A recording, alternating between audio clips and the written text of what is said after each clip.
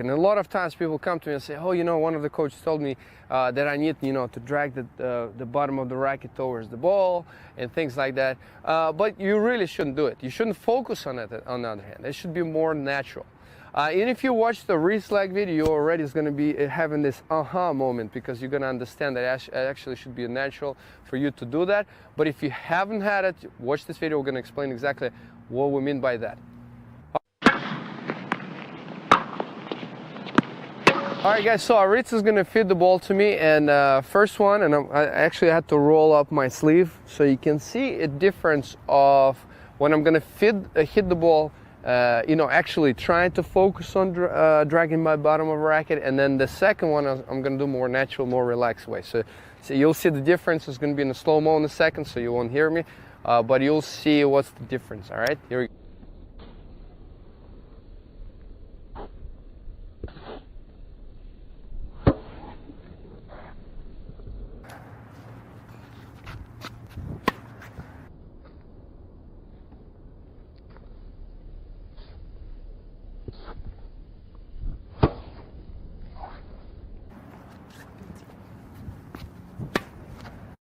Alright, so you saw the slow motions of two forehands, and if you really paid attention, you can see how much more stiff the first one was.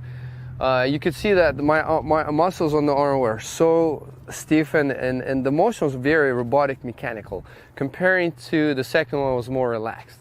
So what happens in the case when you start actually focusing on that, you're going to be holding the racket tighter, and as you're swinging through the ball, you're going to be very stiff. Now, another problem with that is that it sends the signal to our brain where we're already so tight. So usually the common mistake in that case, people actually toss their wrist forward a little bit and they start overusing their wrist. It decreases the power. You don't get enough topspin because it's a lot of pressure on your wrist. Now the second way, you're more relaxed, so you get release of your wrist at the point of contact, and you get a lot more racket at speed. You prevent injuries that way as well, because if you don't stay too stiff with that, if you mishit the ball a little bit close to the frame, it doesn't put too much pressure on your arm, so you will not have as much of tennis elbows and shoulder problems and things like that. So you can see the difference. Now, let me explain why this should be more natural, right? So this problem with it also relates to wrist lag. The dragging the bottom of the racket is basically the wrist lag itself. So when you guys started, the racket has certain weight, right? So for example, it's an object that has certain weight. So when you start swinging, for example, you start with the shoulder, the racket will drop back naturally, no matter what you try to do. So look, let's see. See, as soon as I start in motion, my racket drops back. Now, if you're actually trying to do it yourself, you'll have to muscle that motion itself. So you're going to start muscling every forehand. You're not going to be using your body, your core as much.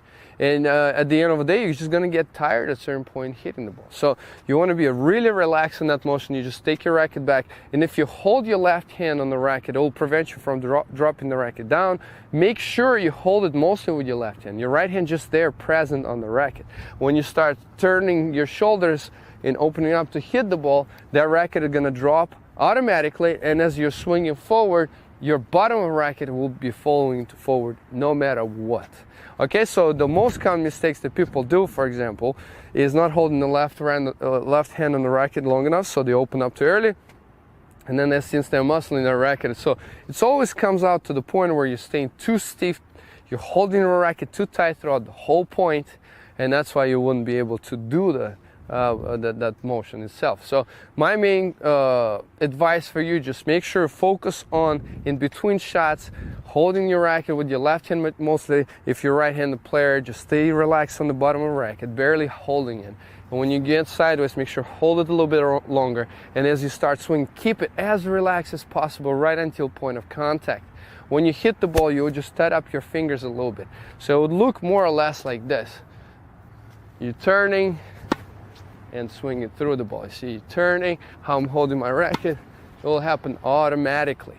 Now, another suggestion that I find sometimes that people actually don't drop their racket under the ball. So what happens, they go from this point and then start swinging forward. So they don't have that chance to get the wrist lag and the bottom of the racket going to the ball. So make sure as you start swinging, you can even just kind of relax so the racket starts the motion itself.